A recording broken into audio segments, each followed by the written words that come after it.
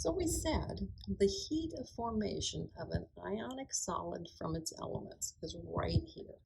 How do we talk about the whole cycle then? All right. First of all, how it actually got made is you took the solid sodium and you made it into a gas. That means you had to put in a bunch of energy to make that happen. Then you had to grab away the electron to make it a positive ion. So that took energy to do also. So far, all we've done is the sodium part, all right? What about the chlorine? Well, the chlorine was diatomic, so I have to rip it apart. And I'm only going to say I'm working with half of it because I only want to end up with one of them. It's a little weird, but okay, there we go. We've made it into a gas, right? Now that we've got this as a gas, it still needs to become ionized, but it wants that electron. Remember, it's very electronegative, so it will release some energy when it makes that connection and grabs up that electron. All right, so now we have them as gases and they are ions. So this last part where they form the crystal is called the crystal lattice energy. And this is a cycle. This is another way of saying the first law of thermodynamics, specifically for chemistry, that this is a cycle and all the numbers have to add up. If any one of these is missing, you can figure out what it has to be because you have to get back to the original starting point. So this solid that's made out of the sodium and chloride ions is way down here. It's the lowest energy in the whole cycle. It's got a lower energy than the neutral sodium and the neutral chloride atoms. It's got a lower amount of energy there. Another way of looking at crystal lattice energy is it's the stability that is gained because it's in a more stable place. It's in a lower energy slot. It's more stable there when ions form an ionic solid. It's your crystal lattice energy. And it's the hard one to find. So you go and use all these other numbers instead. Boom. That's usually the one you have to go figure out from all the other numbers. Despite the fact that what we saw on the lattice energy was a little bit confusing, a little bit much, that cycle, I mean, it's a big cycle, there's lots of things in it, a little scary. The fact of the matter is that this lattice energy is a property of the entire crystal. The whole thing is lower in energy once they've clumped together as a crystal. Now, why did they clump together as a crystal? It's because the cations, the anions, were attracted to each other. If we look at this short table here, this is telling about lattice energy. Let's just look at the numbers. They are consistently going down here. Okay, that's interesting. Now, what are we referring to? In every case, this is an iodide, so it can't have anything to do with the iodine, right? That's not it. What else do we see? We see lithium, sodium, potassium, rubidium, cesium. Oh, let's look at the periodic table for a minute. Wow, here they are right there. They're all in order from the top to the bottom. So if we think about what we learned about the periodic table, that the smallest ones are up here and the largest ones are down here, and everything in this column has a +1 charge, and we come back and look at this, we realize that as this atom, well, I know it's an ion now, but as it got larger, as the cation got larger, the lattice energy went down. Where did that come from? Well, it was Coulomb's law about potential energy. It measures the strength between individual ion pairs. In this case, these are always a +1 and a -1 ion, so it can't have to do with the charge. What does it have something to do with? The distance. The further apart they are, the less energy is involved. The closer together they are, the more energy is involved. And so what I like to say is if you've played with magnets, you realize that the closer the magnets are to each other, the stronger the pull between them.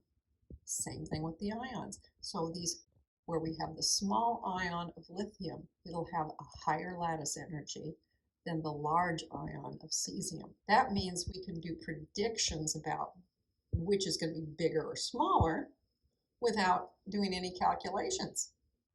For example, which one would be expected to have the strongest ionic bonds? Okay, so we're going to be looking for small things, right? So on these two, we have iodine. On these two, we have fluorine. Fluorine's definitely smaller, right? And then between the two fluorides here, we have cesium and lithium. Lithium's definitely smallest.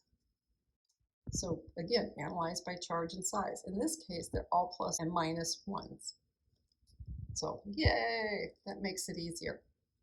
Which is smaller, fluorine or iodine? Fluorine is smaller. Which is the smallest of all of those? Well, the lithium. And the lithium and the fluorine are together in the same one, so it isn't even tricky. I mean, you might say, oh my goodness, I've got too many different things, but as it turns out, you don't, because the lithium and the fluoride are both the smallest, and as a result, have the strongest ionic bond. Well, the last one, we analyzed the lattice energy, and we could do it entirely on the basis of the sizes. But we did mention you have to also look at the charges. Now, I'm going to look at these. All right. We have iron in all of them. And we have two that are chlorine and two that have oxygen. But which one do you think is going to be the strongest? You are going to be looking for the lattice energy. You know, the larger the charge on the ions becomes. Okay, so I have a whole bunch of stuff here that goes into detail, but if I look at iron chloride, I can say, okay, let me take that iron chloride and take it apart. Okay, this iron chloride would come apart into an iron that had a +2 charge and two chlorides that have a -1 charge. The next one is iron 3 chloride, because remember, iron is a transition metal and often displays more than one possible charge on its ions. This one has a +3, and there are 3 chlorides. Well, right away, just comparing between these two, I'm going to expect this to be stronger than this one, okay? So stronger and weaker of these two, because I have 4 of them, so I'm not done. But I got to start. Next on the list is iron 3 oxide. This is going to have 2 irons that have a +3 charge. Well, okay, 3 plus is how we like to write it. And 3 oxygens with the typical -2. And then we have an iron 2 oxide, which is going to form an iron with a +2 and an oxygen with a -2. Now, out of these two, this one would be stronger and this one would be weaker. I can look at that and I can figure that out because they're both iron and oxygen. So stronger and weaker. But I still have to compare. Well, I'm obviously not going to use the 2 weaker ones. I have to compare this one and that one. They're both iron 3s, right? Okay, so it shouldn't really have to do with the iron 3s. But if we look at this oxygen, it has a -2 charge where the chloride was a -1 charge. So I am going to expect this one to be the absolute strongest because O is a 2-, and that will be stronger than chloride exhibiting just a single minus. So if we look, we can do it in a little more detail. What we have here is sums of the magnitudes of the charges. Okay, I didn't go into that much detail, but if I look at the very first one, yes, it was a +2 and a -1, but I'm just going to say it's a 1, okay, because they're all going to add up to 0. That's what they're supposed to do because it's a neutral compound, right? So I have to do the absolute value. So on the very first one, I get a 4. On the last one, I get a +2. Well, that -2, absolute value is +2. So that's also a 4. Okay. Then if I look at the third reaction, there are 2 of them at a +3 and 3 of them at a -2, which I'm turning into a +2, and I get a 12. The second one, I had a +3 for the iron and then 3 of the minus ones, which I'm treating as a plus 1 for a 6. Now, if you went and found out the actual calculated values, you would find out that the very first one, which we said when we did this was a 4, had this for lattice energy. Wow, that seems like a large number, but let's look at the next one. This one is the second one, which we said was a 6. You see, it is bigger. It's double the other one.